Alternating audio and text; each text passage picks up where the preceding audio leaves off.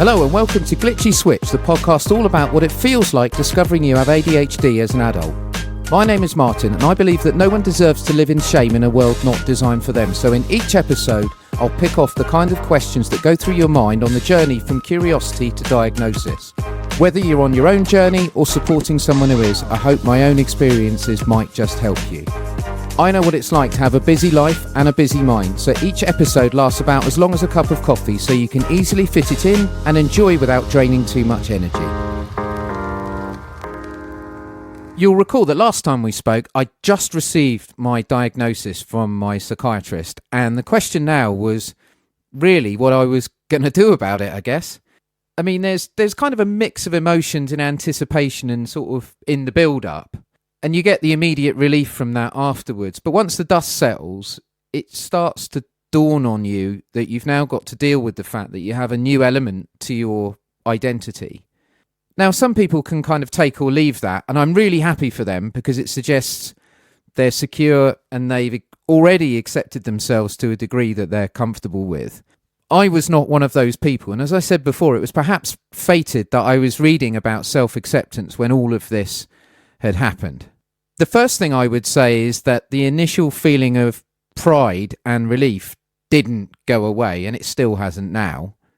I'd half expected it to sort of wear off and then for me to sort of slip into my own head again and turn over all the implications ad nauseam as I'm kind of want to do. I think thanks to the psychiatrist framing ADHD as such a positive thing, or indeed a superpower, I'd never even thought of it like that actually, I felt really determined to be positive about it. One upside of having lower filters naturally is that people can see when you're genuinely happy, and I think that also gave my immediate family some relief. I actually caught up with an old mate of mine from work a few months later where my diagnosis was one of the main things he asked about, and he WhatsApped me afterwards actually to say how good it was to see me looking so happy, which was lovely. I think I'm going to talk about other people's reactions the next time we get together, so I'll focus mostly this time about my own immediate feelings. The first really new feeling was knowing that having a formal diagnosis allowed me to be more assertive about my needs and to own them. For example, in the immediate aftermath, I was preparing for a meeting where I was struggling to hold in my head all of the words for a speech, and I explained to the organiser that I would be referring to a script as a prompt. There was kind of a expectation that you would learn some precise words by rote, and no, I thought I just can't do that at the moment. It was a bit scary, but the person was, of course, and as you would expect, absolutely fine and totally supportive.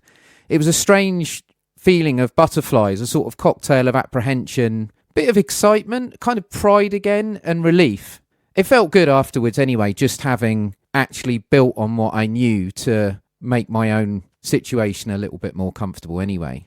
I also decided that I was going to be open about my ADHD professionally. I've since learned that the overriding feeling many ADHD people get is one of shame. I've read a few Brené Brown books where, if you've read her stuff, she talks about shame an awful lot.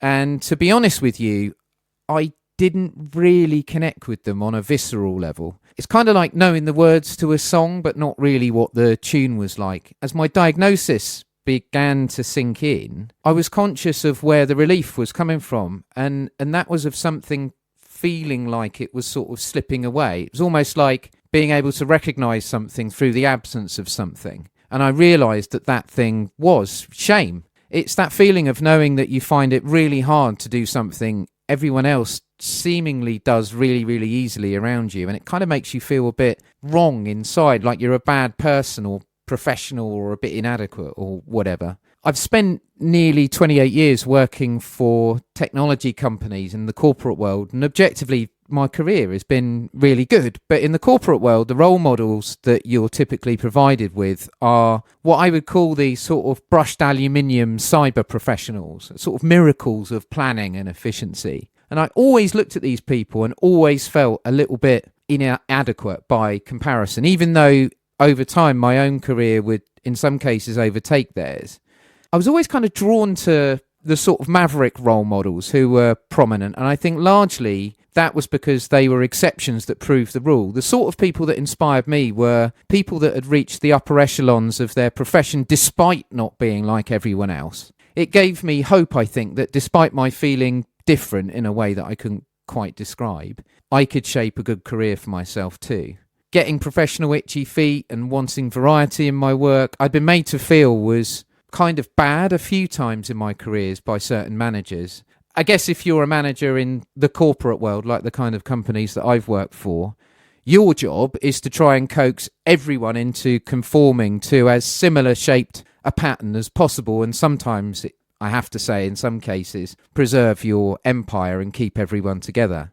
Working for really large multinationals, I had always felt like something of a square peg in a round hole, and I always tended to do slightly anomalous roles that needed some kind of different thinking or focus. I've also moved around quite a bit because once the initial breakthrough is made, the steady state always kind of left me kind of cold, and I just got bored.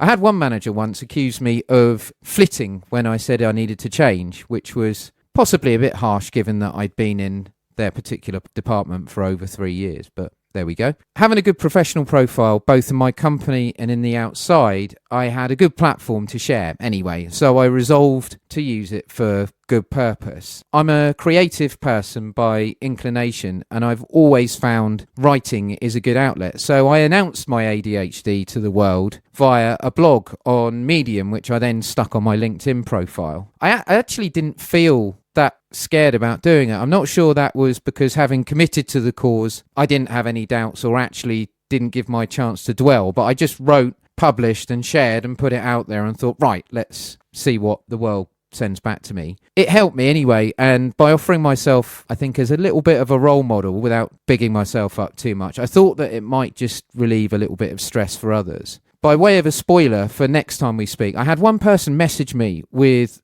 a highlighted screenshot of a blog post I wrote about shame, simply with the words, "That's me." They also sent me a poem that they'd written about themselves but hadn't shared with anybody. And I've just, wow. I mean, to say I felt humbled would be an understatement. I mean, I just was so honoured when I received it. But more of that next time. In typical ADHD fashion, as I would come to learn, the reward of that first post triggered me. So I started to experiment with doing things like reels on Instagram and Facebook pages, and I really enjoyed making them, as it was kind of like being able to talk and get things out of my head with no regrets. And again, I was driven by the motivation that what I was learning and what I was feeling and my experiences might just help others. And I felt legitimate. Like my talking to myself, like I'd done on many walks with the dogs lots of times before, might actually have a useful byproduct for someone else other than me. I've stuck a set of videos up on YouTube as well that you can check out, but ultimately this is a journey in the exploring of my feelings, is a journey that's led me to creating this podcast, and you and I sat here chatting away.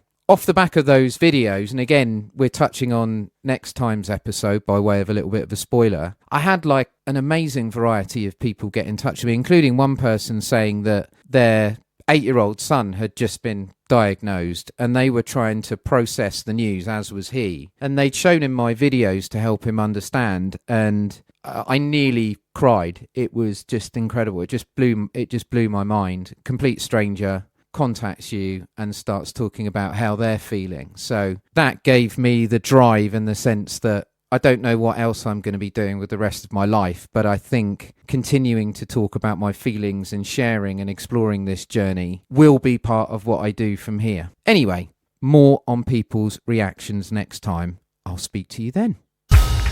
Thanks for listening. Don't forget to subscribe. You can get in touch via glitchyswitchpodcast@gmail.com with your thoughts and suggestions of things you'd like to hear about.